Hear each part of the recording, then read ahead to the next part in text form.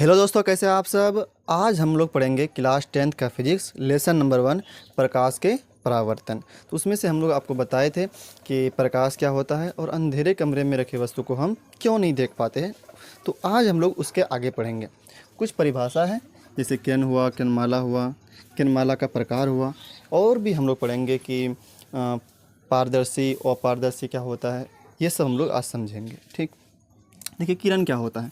प्रकाश के सरल रेखीय गमन पथ को किरण कहते हैं। मतलब प्रकाश जिस रेखा में गमन करता है, जिस रास्ता पे चलता है, उसको क्या कहते हैं हम लोग, किरण कहते हैं। किरण को हम लोग इस तरह से दिखाते हैं। प्रकाश हमेशा सीधी रेखा में क्या करता है, गमन करता है। ठीक, अब अगर किरण का समूह आ जाए तो उसको ही कहते हैं हम लोग किरणमाला या किरणपुंज कहते हैं। वही लिखे हैं यहाँ पे कि एक निश्चित दिशा में गमन करने वाले किरणों के समूह को किरण माला कहते हैं। क्या कहते हैं, किरण माला। यहाँ पे माला छूट गया है, किरण माला कहते हैं, या किरण पुंज भी इसका नाम है। जैसे एक निश्चित दिशा में देखिए यहाँ पे किरण का समूह जा रहा है, तो किरणों का समूह है और एक निश्चित दिशा में जा रहा है। यहाँ भी देखिए किरणों का समूह है, एक निश्चित दिशा में जा रहा है। यहाँ भी किरणों का समूह है, यहाँ से एक निश्चित दिशा से निकल रहा है। ठीक, तो ये सब क्या है, किरण पुंज है। ये 3 प्रकार के होते हैं। जैसे ये एक दूसरे के समांतर है तो इसको बोलेंगे हम लोग समांतर किरण पुंज। और यहाँ पे देखिए एक जगह पे यहाँ पे जमा हो रहा है। क्या हो रहा है, यहाँ पे एक जगह पे जमा हो रहा है, तो इसको कहेंगे हम लोग अभिसारी किरण पुंज। और यहाँ पे देखिए यहाँ से क्या हो रहा है, इस बिंदु से ये सभी किरण क्या हो रहा है, निकल रहा है, तो इसका नाम होगा अपसारी किरण पुंज। ठीक, ये समांतर किरण पुंज होगा। ये एक बिंदु पे जमा हो रहा है तो अभिसारी किरण पुंज। यहाँ पे एक बिंदु से क्या हो रहा है, निकल रहा है, तो वो क्या हो जाएगा, अपसारी किरण। जैसे टॉर्च में देखिएगा क्या होता है, टॉर्च में बल्ब रहता है, टॉर्च में मतलब और यहाँ पे अगर ये ऐसे है, ठीक, तो यहाँ से देखिएगा, यहाँ से किरण निकलता है ऐसे, तो ये कौन सा किरण पुंज हुआ, तो ये कौन सा किरण पुंज होगा, ये होगा अपसारी किरण पुंज। कौन सा किरण पुंज होगा, देखिएगा ये वहाँ पे एक बॉल लगा रहता है, बल्ब लगा रहता है, और वहाँ से क्या होता है, किरण निकलता है। वो इसी तो यहाँ पे दिख रहा है आपको। तो ये किरण पुंज को कहते हैं हम लोग अपसारी किरण पुंज। अगर एक दूसरे के समांतर रहेगा तो उसको कहेंगे हम लोग समांतर किरण पुंज। किरण पुंज या किरणमाला क्या होता है, किरणों का समूह होता है, वो एक निश्चित दिशा में क्या करता है, गमन करता है। तो समांतर किरण पुंज, अभिसारी किरण पुंज और अपसारी किरण पुंज। वही लिखे हैं यहाँ पे कि यह 3 प्रकार के होते हैं। कौन, किरणमाला। किरणमाला 3 प्रकार के होते हैं। पहला का नाम है समांतर किरण पुंज, दूसरा का नाम है अभिसारी किरण पुंज। अभिसारी मतलब जमा होना, तो यहाँ पे जमा हो रहा है सब किरण इस बिंदु पे, तो यह अभिसारी किरण पुंज होगा। और एक होता है अपसारी किरण पुंज। अपसारी का मतलब होता है फैलना, तो यहाँ पे देखिए इस बिंदु से क्या हो रहा है, प्रकाश फैल रहा है, तो ये हो जाएगा अपसारी किरण पुंज। जैसे टॉर्च में क्या होता है, एक यहाँ पे बॉल लगा रहता है और यहाँ से क्या होता है, किरण फैलता है एक दिशा में, तो क्या होता है, इसको क्या कहते हैं हम लोग, अपसारी किरण पुंज कहते हैं। ठीक, इसका परिभाषा हम लिख देते हैं। देखिए यहाँ पे वही जो आपको बताया अभी, समांतर किरण पुंज, अभिसारी किरण पुंज और अपसारी किरण पुंज, उसका परिभाषा लिख दिए हैं। समांतर किरण पुंज में क्या होगा कि वैसा किरण पुंज जिसमें प्रत्येक किरण एक दूसरे के समांतर हो, उसे समांतर किरण पुंज कहते हैं। जैसे एग्जांपल क्या बात करें तो ये एक दूसरे के समांतर है, ये कभी आगे चल के कटेगा नहीं, ये समांतर है, तो ये क्या होगा, समांतर किरण पुंज होगा। अगला क्या था, अभिसारी। अभिसारी में क्या होगा, एक बिंदु पर सभी किरण जाकर के जमा होगा। तो वैसा किरण पुंज जिसमें प्रत्येक किरण एक बिंदु पर मिल जाती है, मतलब जमा हो जाती है या अभिसारित हो जाती है, उसको हम लोग कहेंगे अभिसारी किरण पुंज। जैसे यहाँ देखिए सब किरण, ये वाला किरण, ये किरण, ये किरण, ये किरण इस बिंदु पे जाकर क्या हो रहा है, मिल रहा है, जमा हो रहा है, अभिसारित हो रहा है, तो इसका नाम क्या होगा, अभिसारी किरण पुंज। अपसारी में क्या होगा, एक बिंदु से फैलता हुआ प्रतीत होगा। जैसे टॉर्च में होता है कि किरण निकल कर फैलता है, तो यहाँ से भी वैसा ही होगा। इसलिए लिखे परिभाषा में वैसा किरण पुंज जिसमें प्रत्येक किरण एक बिंदु से निकलकर फैल जाती है, उसे अपसारी किरण पुंज कहते हैं। जैसे यहाँ पे देखिए ये एक बिंदु हुआ, या यहाँ पे कुछ बल्ब होगा, तो यहाँ से क्या हो रहा है, किरण फैल रहा है, तो इस किरण पुंज को कहेंगे हम लोग अपसारी किरण पुंज या अपसारी किरण माला। ठीक है, इसके आगे देखते हैं हम लोग। देखिए इसके बाद हम लोग कुछ परिभाषा पढ़ेंगे, जैसे पारदर्शी पदार्थ, अपारदर्शी पदार्थ, पारभासी पदार्थ, प्रदीप्त वस्तु और अप्रदीप्त वस्तु। बहुत ही सिंपल है, आपको तुरंत समझ में आ जाएगा। जैसे पारदर्शी वस्तु है, तो जैसे पारदर्शी वस्तु बोले तो उसमें क्या होगा, आर पार का आपको वस्तु दिखाई देगा। जैसे यहाँ पे हवा है, तो यहाँ पे हवा है तो फिर भी हम देख लिए मार्कर, यहाँ पे मार्कर इतना दूर में है लेकिन बीच में हवा है, फिर हम क्या करें, देख लिए। लेकिन यहीं पे अगर हमारे बीच में अगर किताब रख जाए, यहाँ पे अगर मान के चलिए अगर हमारे बीच में किताब आ जाए तो बोलेगा कि देखो मार्कर, तो देख पाएंगे, नहीं देख पाएंगे। इसका मतलब किताब जो है वो पारदर्शी वस्तु नहीं है।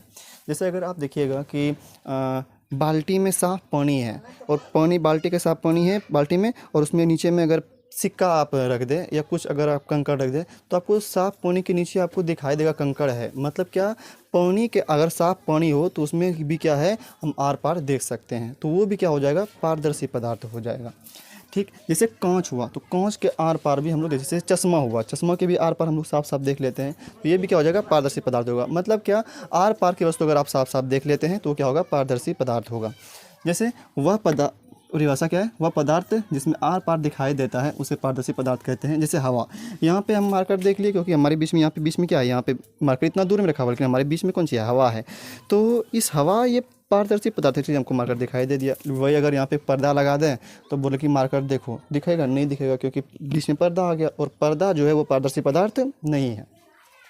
अगला है अपारदर्शी पदार्थ। वह पदार्थ जिससे आर पार दिखाई नहीं देता है उसे हम लोग अपारदर्शी पदार्थ कहते हैं। जैसे यही दीवार हो गया, दीवार के उस पार क्या हमको दिखाई दे रहा है कि नहीं दे रहा है, इसका मतलब दीवार क्या है, अपारदर्शी पदार्थ है। जैसे मार्कर, अपारदर्शी पदार्थ है। अगर हम मार्कर यहाँ पे आँख पे लगा दें तो हमको मार्कर, अगर आँख बंद मार्कर लगा दें यहाँ पे तो मार्कर की जो पार इस पार रहेगा वो हमको दिखाई नहीं देगा।